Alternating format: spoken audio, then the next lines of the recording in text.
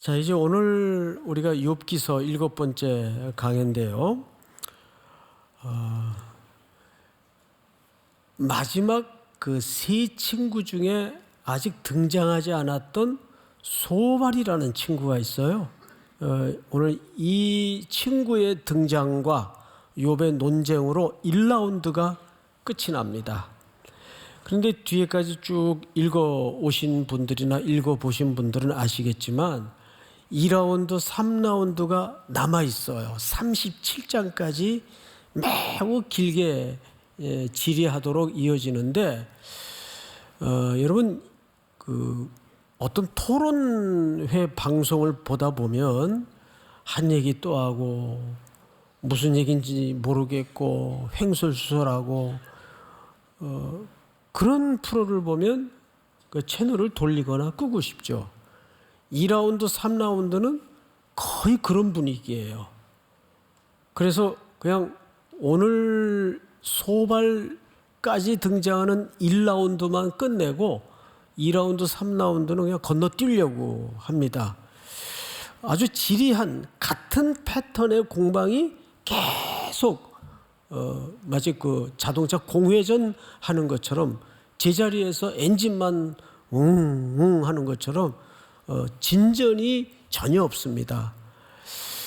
그러다가 제가 이런 똑같은 패턴의 이야기들을 3라운드까지 적어놨을까 그런 생각을 했네요. 왜 그랬을까요? 하나님이 당연히 아셨을 텐데 1라운드 친구들의 공격과 비난과 조롱과 정죄와 이야기나 2라운드나 3라운드 다 똑같아요. 패턴이.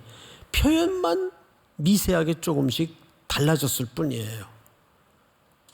그런데도 왜 이 많은 분량에 걸쳐서 그런 이야기들을 함께 엮어놨을까요? 성경은 이런 생각이 들어요. 자, 역사를 통해서 인간은 달라집니까? 새로워집니까? 전혀 새로워지지 않아요. 항상 넘어진 죄를 또 범죄하고 자기가 토한 것을 또 주워먹고 이게 인류의 역사입니다. 그래서 인류의 역사를 통해서 우리가 한 가지 배우는 게 있죠. 역사를 통해서 배우는 거는 인간은 변하지 않는다.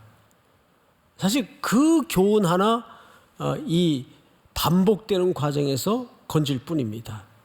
그래서 오늘 소발의 등장을 통해서 소발은 어떻게 욥을 향해 가혹하게 공격을 해대는가 보도록 하죠. 11장을 한번 띄워주세요. 네 말에 의하면 이제 소발이 욥에게 하는 얘기예요. 네 말에 의하면 내 돈은 정결하고 나는 주께서 보시기에 깨끗하다 하는구나. 누가? 욥이 소발이 볼 때에 나는 정결하고 나는 주께서 보시기에 깨끗하다 하는구나. 하나님의 말씀을 내시며 너를 향하여 입을 여시고 6절 한번 같이 읽어보십시다. 시작. 지혜의 오묘함으로 내게 보이시기를 원하노니 이는 그의 지식이 광대하심이라. 하나님께서 너로 하여금 너의 죄를 잊게 하여 주셨음을 알라. 이 6절을 잘 보세요. 이 무슨 얘기냐면 소발이 이렇게 얘기하는 겁니다. 하나님은 지혜롭고 오묘하신 경영의 원리를 갖고 있기 때문에 너의 이 고통과 환난과 재난과 고난을 통해서 하나님이 분명히 네게 하실 말씀이 있으셔. 이 뜻이에요. 이 고난을 통해서 내가 그 하나님의 음성에 잘 귀 기울여야 돼. 그 뜻이에요. 누가요? 소발이 그런 시각으로 해석을 하고 공격을 계속 하는 겁니다. 우리 다음 구절을 좀 볼까요? 7절로 건너뛰어서 네가 하나님의 오묘함을 어찌 능히 측량하며 전능자를 어찌 능히 완전히 알겠느냐? 하늘보다 높으시니 네가 무엇을 하겠으며 스월보다 깊으시니 네가 어찌 알겠느냐? 그의 크심은 땅보다 길고 바다보다 넓으니라. 무슨 얘기냐 하면 하나님은 그렇게 측량할 수 없는 분이기 때문에 네 고난 속에는 필히 하나님이 너에게 주시는 메시지가 있을 거야.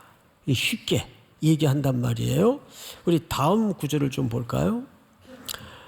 만일 네가 마음을 바로 정하고 지금이라도 회개하고 주를 향하여 손을 항복하면 들 때에 우리 14절 같이 읽어보십시다. 시작.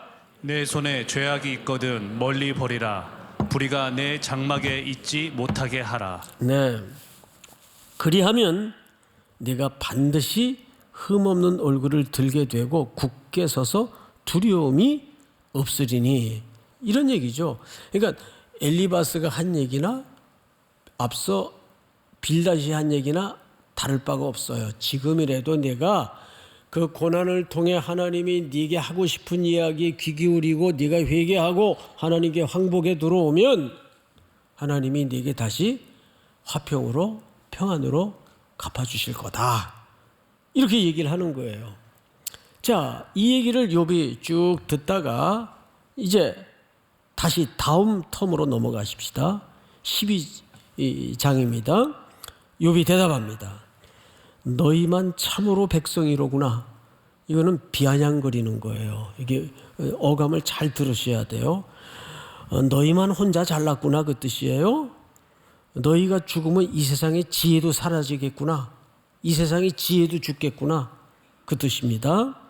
우리 3절 다 같이 시작. 나도 너희같이 생각이 있어 너희만 못하지 아니하니 그 같은 일을 누가 알지 못하겠느냐. 4절 하나님께 불러 아뢰어 들으심을 입은 내가, 무슨 얘기냐면 나는 하나님이 늘 나랑 교제해 주셨었고 내가 이웃에게 그런 내가 이웃에게 웃음거리가 되었으니 의롭고 온전한 자가 조롱거리가 되었구나. 5절 다 같이 시작. 평안한 자의 마음은 재앙을 멸시하나 재앙이 실족하는 자를 기다리는구나. 이게 아주 재밌는 표현입니다. 5절이 너희가 건강하고 먹고 사는데 걱정이 없고 나 같은 재난이 없으니까 참 하기 좋은 말로 입 달린 사람마다 잘 떠드는구나. 너희도 나 같은 재난과 첫 울타리가 무너지고 두 번째 울타리가 무너지는 이 혹독한 재난을 닥치면 그런 소리 못할걸? 그러니까 너희가 지금 배가 부르니까 모든 게 잘 되고 있으니까 하기 쉬운 말로 그런 말을 하는구나. 그 얘기를 평안한 자의 마음은 재앙을 멸시하나 재앙이 실족하는 자를 기다리는구나. 자, 다음 텀 한번 볼까요?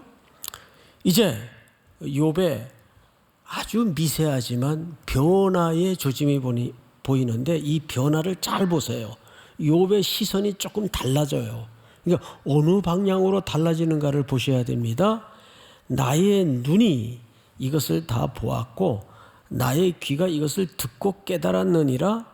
너희 아는 것을 나도 아나니 너희가 떠드는 거 나도 다 안다. 내가 너희만 못하지 않다. 그 말이에요. 3절 시작. 참으로 나는 전능자에게 말씀하려 하며 하나님과 변론하려 하노라. 이 3절이 아주 중요합니다. 이게 욥의 변화된 시선을 잘 설명해요. 이게 무슨 지금 욥이 결심을 하냐 하면 이제부터 나는 너희들하고 이 헛된 공방전을 이제 안 하겠다. 해봐야 엘리바스가 한 얘기나 빌닷이 한 얘기나 네 놈이 한 얘기나 소발 네가 한 얘기나 뭐 다를 게 뭐 있냐? 똑같다. 그 정도는 나도 안다. 그러면서 3절에 참으로 나는 전능자에게 말씀하려 하며 하나님과 변론하려 하노라. 내가 지금부터 죽든지 살든지 나 하나님께 직접 부딪혀 보겠다. 너희들 말이 옳으냐 내 말이 옳은가 한번 보자. 우리 다음 구절을 한번 띄워볼까요? 내가 어찌하여 내 살을 이로 물고 내 생명을 내 손에 두겠느냐. 이렇게 하는 게 내가 자업자득인 거 안다. 내가 하나님께 직접 한번 이 문제를 부딪혀 보겠다는 말이 내가 얼마나 어리석은 행동인지 나도 안다. 내 살을 내가 무는 격인 줄 나도 안다 그 말이에요. 그가 나를 죽이시리니 내가 희망이 없노라. 그러나 그의 앞에서 내 행위를 아뢰리라. 그러니까 죽어도 이제는 너희들하고 헛된 공방전 이제 무의미하다. 나 안 하겠다. 사람하고 대화하는 거 이 고난의 문제 앞에서는 전혀 도움이 안 된다. 그러면서 내가 죽든지 살든지 하나님 앞에 한번 부딪혀 보겠다 그 말이에요. 이게 얼마나 어리석고 미련한 행동인지 나도 안다. 우리 16절 경건하지 않는 자는 그 앞에 이르지 못하나니 이것이 나의 구원이 되리라.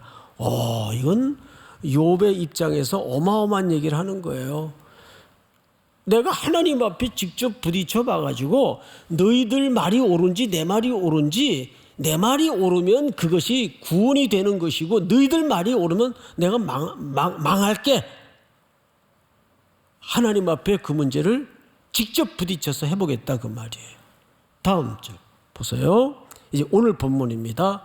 그래서 욥이 기도를 해요. 근데 이 기도를 잘 들으셔야 돼요. 욥이 이 두 가지 기도를 하는데 첫 번째가 뭐냐 하면 오직 내게 이 두 가지 일을 행하지 마옵소서. 그리하시면 내가 주의 얼굴을 피하여 숨지 아니하오리니. 우리 21절 다 같이 시작. 곧 주의 손을 내게 대지 마시오며 주의 이름으로 나를 두렵게 하지 마실 것이니라. 자, 끊고 갑시다. 여러분 21절을 잘 보시면 욥이 첫 번째 기도가 뭐죠? 두려움이 있어요. 우리는 오늘 이 욥의 두려움의 실체에 대해서 정확하게 이해를 갖지 않으면 십자가의 의미도 욥기도 다 우리가 허들른 겁니다. 그만큼 욥의 가슴 밑바닥에 들키고 싶지 않은 이 두려움이 굉장히 중요한 오늘 주제가 됩니다. 욥의 두려움. 첫째, 욥의 기도를 들어보니까 곧 주의 손을 내게 대지 마시오며 주의 위엄으로 나를 두렵게 하지 마실 것이니이다. 근데 욥이 사실은 우리가 훌쩍훌쩍 건너뛰어서 그렇지 앞에도 몇 차례에 걸쳐서 이 두려움을 표현해요. 6장을 한번 띄워볼까요? 자, 시작. 전능자의 화살이 내게 박힘에 나의 영에 그 독을 마셨나니 하나님의 두려움이 나를 엄습하여 치는구나. 여기서도 하나님의 두려움이 나를 엄습하는구나. 7장을 한번 볼까요? 주께서 꿈으로 나를 놀라게 하시고 환상으로 나를 어떻게 하시나이다. 두렵게 하시나이다. 계속 두려움을 얘기해요. 그리고 마지막 9장 한번 더 볼까요? 시작. 주께서 그의 막대기를 내게서 떠나게 하시고 그의 위엄이 나를 두렵게 하지 아니하시기를 원하노라. 자, 여기서도 두려움을 얘기해요. 그리고 오늘 기도하는데 첫 번째 제목이, 기도 제목이 뭐냐 하면 나를 두려움에서 건져달라는 거예요. 자, 21절을 띄워보세요. 13장 21절. 곧 주의 손을 내게 대지 마시오며 주의 위엄으로 나를 두렵게 하지 마실 것이니이다. 여기서 조금 멈추고 제가 우리 젊은이들에게, 성도들에게 한번 묻겠어요. 지금 여러분들의 저 밑바닥에 뿌리를 흔들고 붙잡고 나를 시시때때로 세차게 흔들어버리는 그 두려움의 실체는 어떤 겁니까? 앞으로 내 인생은 어디로 흘러갈 것인가? 내 미래는 어떻게 될 것인가? 나는 옳은 일터를 만날 것인가? 이런 두려움이 있어요. 또 욥으로 말하자면 욥의 두려움은 뭘까요? 모든 재산 다 날아갔으니까 내 노후는 어떻게 되는 거지? 그런 두려움일까요? 몸마저 망가졌어요? 내가 이러다 내 명에 못 사는 거 아닌가? 그런 목숨에 대한 두려움일까요? 그런데 성경의 주제가 아니더라도 우리 보편적인 인간 속에, 심령 속에 옹골차게 숨겨져 있는 그 두려움의 실체는 사실 자기의 정체성이에요. 나는 무엇 때문에 두려워하는가? 무엇에 두려워하는가? 그거를 답을 미루어 놓고 한번 가만히 살펴보세요. 무엇 때문에 나는 시시때때로 흔들리는가? 무엇이 나를 이렇게 겁박하고 두려움으로 몰아넣는가? 그걸 한번 헤아려 보라고요. 그것이 우리 얼굴이에요. 우리 인생의 가장 중요한 아젠다일 수도 있어요. 자, 그런데 욥이 여기서 그 두려움에서 건져달라는 그 두려움은 뭘까요? 여러분, 하나님께로부터의 끊어짐입니다. 시편 88편을 한번 띄워주실까요? 오늘 성경 구절이 좀 많은데 중요하니까 제가 좀 읽겠습니다. 여호와여, 어찌하여 나의 영혼을 버리시며 어찌하여 주의 얼굴을 내게서 숨기시나이까? 여기 어찌하여 나의 영혼을 버리시며 어찌하여 주의 얼굴을 내게 숨기시나이까? 내가 어릴 적부터 고난을 당하여 죽게 되었사오며 주께서 두렵게 하실 때에 당황하였나이다. 우리 16절 같이 읽습니다. 시작. 주의 진노가 내게 넘치고 주의 두려움이 나를 끊었나이다. 네, 자기가 주님께로부터 끊겨졌대요. 끊겨졌대요. 근데 이 시편을 읽다 보니까 어디서 많이 보던 이미지예요. 이 이미지를 우리가 어디서 만나죠? 훗날 십자가에 절규하시는 예수님 속에서 이 모습을 만나요. 자, 예수님이 십자가에서 나의 하나님이여 나의 하나님이여 어찌하여 나를 어떻게 하시라니까? 아버지께 버림받는 현장이었어요. 그리고 절규하시는 아드님의 그 절규를 외면하시고 등을 돌리십니다. 그 십자가 현장이에요. 그리고 그 십자가에서 절규하셨던 예수님의 피 맺힌 절규는 모든 인류의 절규였고 인류의 울음이고 인류의 질문이었어요. 그것을 예수님이 십자가에서 마무리하시고 완성하는 겁니다. 내가 끊겨지고 내가 버림받고 죗값에 죽었어야 될 그 십자가에서 예수님이 내가 터뜨릴 절규와 내가 부르짖을 비명을 대신 부르짖으면서 버림받고 아버지께 끊겨지고 아버지는 그 아들의 버림당하는 모습을 참아 정면으로 응시할 수 없어서 천지는 캄캄해지고 어두워지고 하늘 아버지는 그 아들을 향하여 등을 돌립니다. 고개를 돌립니다. 나의 하나님이여 나의 하나님이여 어찌하여 나를 버리시나이까? 정확하게 이 절규, 욥의 절규의 완성이에요. 욥이 가장 두려웠던 것은 뭐냐면 노후 문제도 아니었고 건강의 문제도 아니었고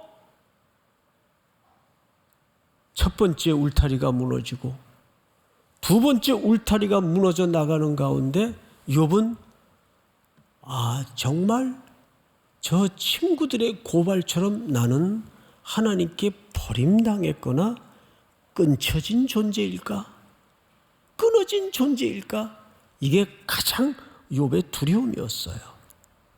이번에 로마에서 개최된 GMS 선교사님들 초청 이제 팬데믹 기간이 끝나고 처음으로 함께 얼굴을 보고 만나는 정말 뜻깊은 수련회였습니다. 저도 이제 저녁 집회 순서를 맡아서 조금 예배실에 일찍 가 앉았는데 벌써 누가 한 분 와 계시더라고요. 꽤 이른 예배 시작 이른 시간이었는데 예배가 시작이 되고 대표 기도 순서가 됐는데 그분이 그 선교사님이 올라가시는 거예요. 기도로 준비하기 위해서 일찍 오셨었구나. 뭐 기도 준비하니까 메모지에다가 기도 제목들을 쭉 이제 메모해가지고 올라가셨던 것 같아요. 기도가 시작이 됐습니다. 그런데 이렇게 보고 기도를 하는 느낌이 안 들어요. 그래서 눈을 살짝 떠가지고 봤더니 그냥 눈을 질끈 감고 눈에는 한가득 눈물이 머금어진 채 거의 반 울음이 섞인 음성으로 정말 진정한 기도를 하시는 거예요. 근데 기도의 대부분의 내용이 너무 제 마음도 아팠고 함께 동참했던 모든 선교사님들의 마음을 울렸어요. 3년 동안 갈 수도 없었고 오는 사람도 없었고 고국도 우리를 잊은 것 같고 기도의 지원도 끊어진 것 같고 그러다 보니까 현실적인 모자람과 절박함, 아쉬움이 가득한 채 선교 현장에 완전히 황폐화되고 무너져 있었어요. 그리고 그 현장을 떠나지 못하고 버텨야 됐던 선교사님들은 얼마나 그 고독감이 깊었겠습니까? 그런데 3년 만에 이렇게 얼굴을 만나면서 한국의 몇몇 교회가 십시일반 이렇게 모금을 해서 그분들을 숙소에 모셔놓고 찬양도 마음껏 하고 오랜만에 얼굴들 보고 그러면서 기도의 내용이 그거예요. 우리를 버리신 줄 알았습니다. 우리를 잊으신 줄 알았습니다. 조국의 교회가. 근데 더 가슴 아팠던 기도의 그 문구는 하나님마저도 우리를 외면하신 줄 알았습니다. 이 외롭고 고독한 선교의 현장에 하나님마저도 우리를 외면하신 줄 알았습니다. 그러면서 거의 그때 선교사님들이 거의 은혜를 다 받았어요. 설교 절반을 하고 내려가시더라고요. 저는 거저 먹었어요. 거기다 대고 그 은혜를 못 끼치면 그건 죽어야지. 물론 은혜는 하나님이 주시는 거지만 은혜는 하나님이 주시는 거죠. 제가 참 마음이 아프게 은혜를 받았어요. 정말 그랬겠구나. 딱 팬데믹이 끝나고 뚜껑을 열어보니까 선교 현장마다 얼마나 많이 무너져 있는지, 그리고 그 무너진 폐허가 된 황폐화된 땅에서 선교사님들이 얼마나 고분분투를 하고 있었는지, 우크라이나에서 또 쫓겨난 선교사님들 다 함께 참여했어요. 사람이 소외, 단절 이것만큼 영혼의 통증이 없거든요.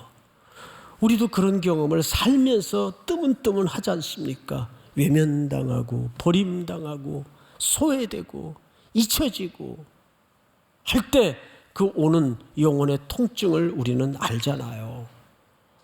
지금 욥이 제일 두려웠던 게 뭐냐 하면 첫 번째 울타리가 무너져 나가고 두 번째 건강의 울타리가 무너져 나가고 이제 마지막 이 영혼의 울타리가 남았는데 거기다 대구 이 친구놈들이 와서 똑같은 이야기를 돌아가면서 공격을 하는데 그것도 3라운드씩 공격을 하는데 욥이 왜 안 흔들리겠어요? 그러면서 욥이 첫 번째 간구를 하면서 하나님께 드렸던 기도의 제목이 뭐냐 하면 그 두려움에서, 근데 그 두려움의 실체가 뭔가 끊겨지고 단절되는 두려움이에요. 그 욥의 절규 속에서 수천 년 후 하나님의 아들 예수 그리스도 그분이 이 땅에 보냄을 받아서 그 모든 죄인 중에 괴수들이 죽어 가는 그 십자가에서 아버지를 향해서 나의 하나님이여 나의 하나님이여 어찌하여 나를 버리시라이까. 그리고 외면 당하신 예수님의 절규 속에 우리의 구원이 있다는 거예요. 그러니까 이 욥의 두려움을 알지 못하면 우리는 십자가 아직 경험하지 못한 사람들이 돼버리고 마는 겁니다. 오고 왔던 수많은 시인들이 예수 그리스도의 모형적 의미로 그 절규를 부르짖고 오늘 그 절규는 우리 속에도 여전히 쏟아져 나오는 겁니다. 어떤 때는 끊겨진 것 같고 어떤 때는 버림당한 것 같고 단절된 것 같고 하나님은 내 눈물에 대해서 내 환난에 대해서 등을 돌리고 앉으신 것 같은, 그러나 우리 주 예수 그리스도께서 갈보리 언덕의 그 절규를 통해 완성하시고 이루신 사실을 여러분들이 믿으시기 바랍니다. 아들을 향하여 등을 돌리신 하나님은 가득 슬픔을 머금으신 채 나를 향하여 눈길을 주셨다고요. 내가 너를 사랑한다. 내가 너를 버리지 않는다. 어디를 가든지 내가 너와 함께 할 것이다. 두 번째 기도 제목이 뭘까요? 우리 22절을 한번 볼까요? 전체 같이 읽습니다. 시작. 그리하시고 주는 나를 부르소서 내가 대답하리이다. 혹 내가 말씀하게 하옵시고 주는 내게 대답하옵소서. 이게 무슨 얘기일까요? 그리하시고 주는 나를 부르소서. 하나님, 나를 좀 불러주세요. 왜 침묵하십니까? 무슨 얘기죠? 엎어놓으면 뭐라고 야단이라도 좀 나한테 쳐주세요. 내가 이렇게 무기력함에 빠져있고 이렇게 악에 던져져 있는데 환난과 재난이 죄를 뒤집어 쓰듯 내 온 인생을 지배하고 있는데 왜 하나님 아무 말씀을 안 하십니까? 왜 침묵하십니까? 야단이라도 좋으니까 나 좀 야단 쳐주세요. 나하고 교제 좀 해주세요. 그 뜻이에요. 한 날은 여기 설교자 대기실에 앉아 있는데 우리 교회 목사님 한 분이 갑자기 뛰어들어왔어요. 울면서. 그러면서 문맥도 없이 목사님 저 좀 야단 좀 쳐주세요. 너무 놀래가지고 야 이놈아 뭘 알아야 야단일지 너 왜 그래? 제가 이래가지고 목사가 될 수가 없어요. 야단 좀 쳐주세요. 정신 차려! 그러고 야단을 쳤어요. 응? 순정현 목사님. 내 이줄 충격받았어요. 나도. 갑자기 뛰어들어와가지고 야단을 쳐달라고 그러니까 뭘 알아야 야단을 치지. 근데 나중에 사정을 들어보니까 이제 목사 안수 받았는데 목회는 해야 되겠는데 이래도 안 되고 저래도 안 되고 자기 힘으로는 되는 게 없으니까 갑자기 이제 아버지 같은 마음이 들었던 모양이에요. 뛰어들어와가지고 나 야단 좀 쳐달라고. 여러분, 우리가 신앙생활에 그런 하나님에 대한 관계적인 그런 확신과 기백이라도 살아나야 될 거 아니에요. 소통에 대한 목마름. 나는 저쪽 구석에 아무도 주목하지 않는 구석다리에 던져져 있는데 사인도 없고 음성도 없고 그런데도 감각도 없이 살아가는 나날이면 어떡하겠어요? 오늘 두 가지예요. 욥의 기도는 첫째,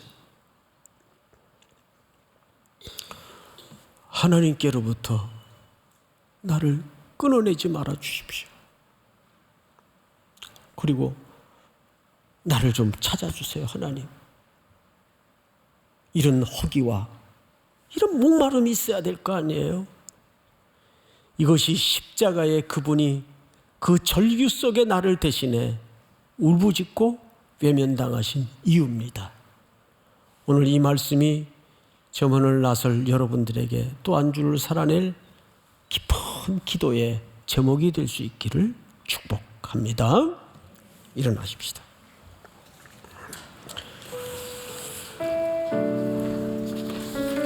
모든 능력과 모든 권세,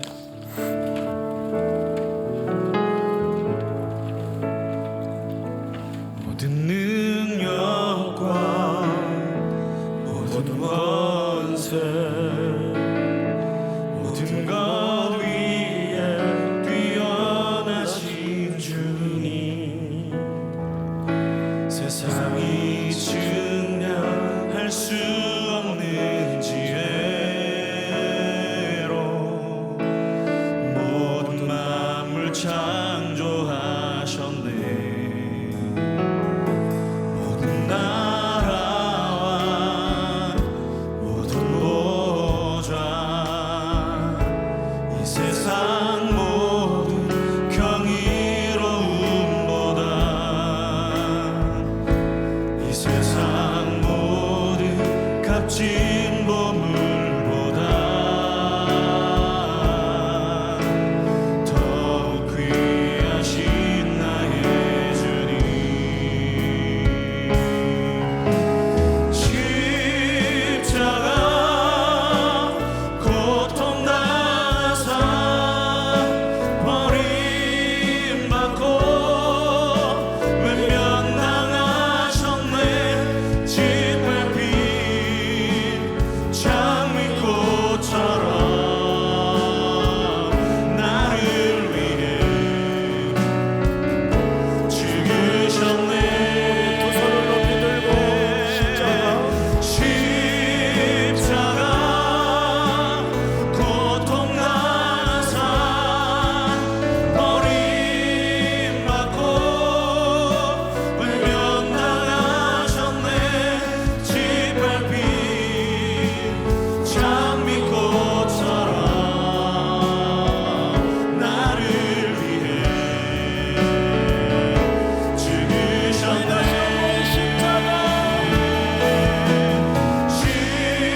십자가 고통당하사 버림받고 외면당하셨네. 짓밟힌 장미꽃처럼 나를 위해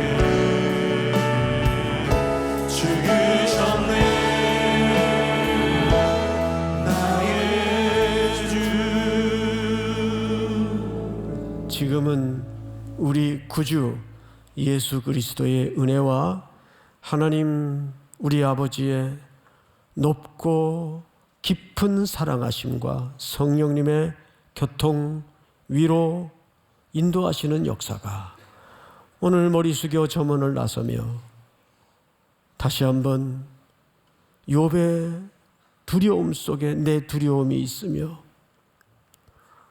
욥의 절규 속에 나의 절규를 기억하시고 십자가에서 해결해 주신 그 주님의 사랑 앞에 항복하기를 원하여 출발하는 모든 우리 청년들, 성도들, 해외, 국내,